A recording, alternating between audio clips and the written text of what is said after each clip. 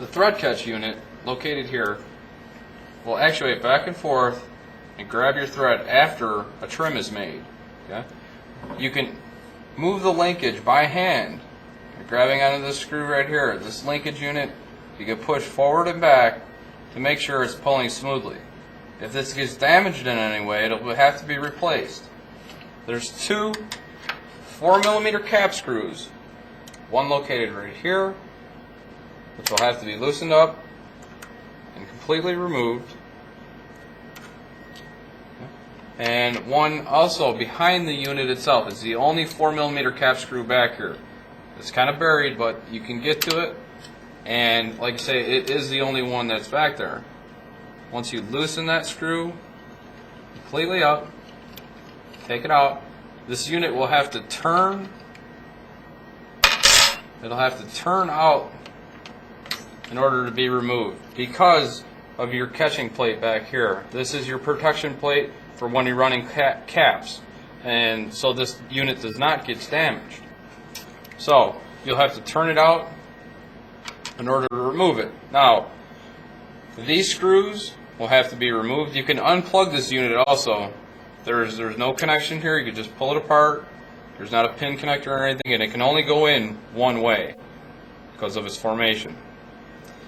But to replace this unit, these screws, these Phillips head screws, will have to be removed. Take a regular screwdriver and hold on to this screw here, and a 5.5mm ignition wrench to hold on to this nut. So once this plate is off, remove this nut and screw, place a new one in its place, put the nut and screw back in, and replace these, and just by hand make sure everything is moving smoothly. Okay.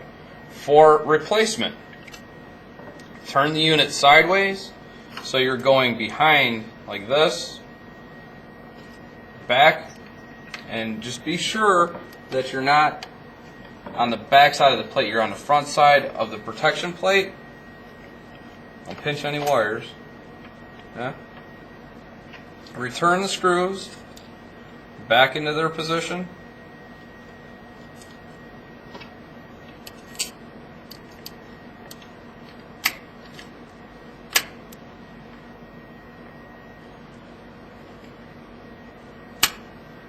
Tighten those two back up.